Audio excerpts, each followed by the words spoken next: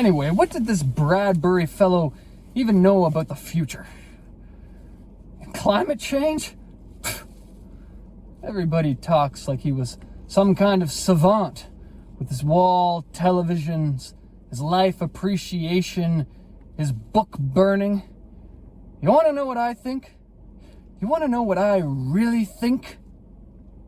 I think people have lost their touch with perspective. You know what I mean? Anyway, this makes me think of a guy I used to know.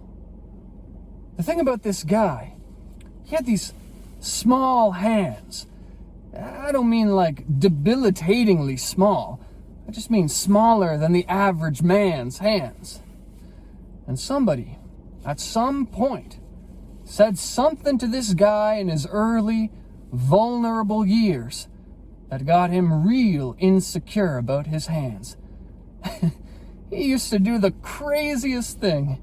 He used to hold his hands up close to his face so that they would appear bigger, to him at least.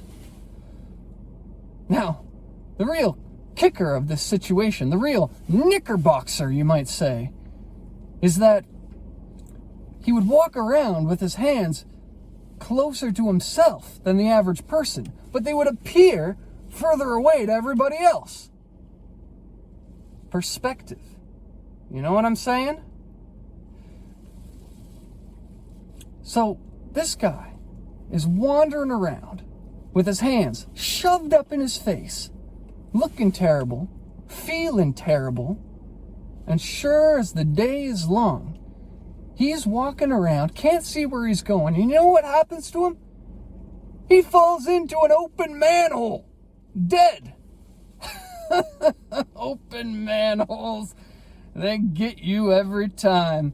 I mean, we're not all Ninja Turtles. Am I right? We don't all want to live in the sewers.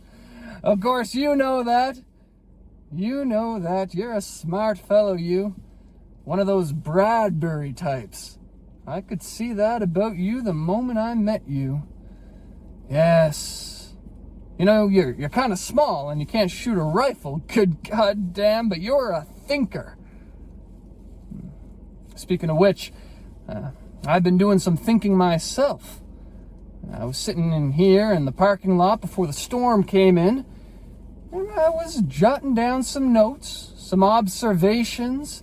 You know, I didn't write a novel, Jonesy. I'm no Bradbury, goddammit. But I got ideas. Don't we all?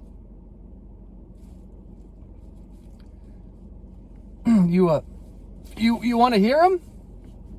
I mean, I don't want to burden a great mind like yours with my scribbles. Okay, you talked me into it. Okay. Let me see. I mean, they're not really writing, you know, more ideas for skits or inspirations.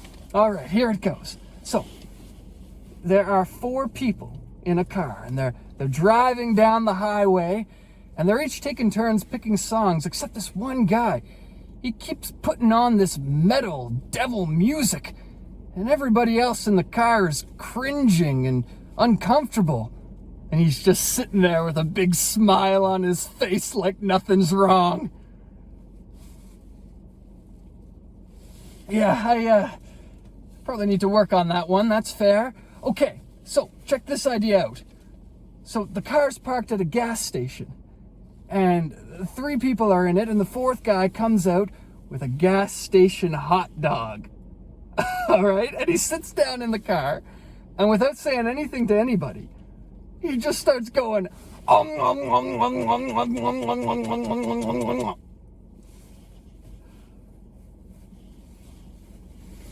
Yeah, that one sounds a bit strange when I say it out loud.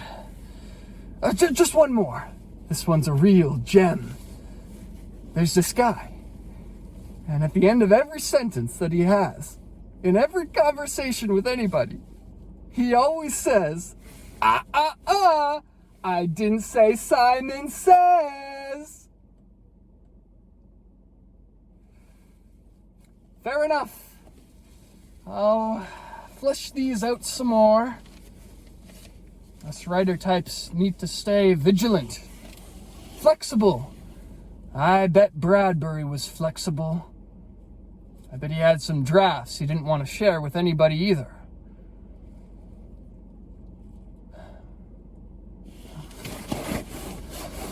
I know that Bradbury was against book burning, but I could really go for a book fire right about now. Am I right, friend? Friend? Friend?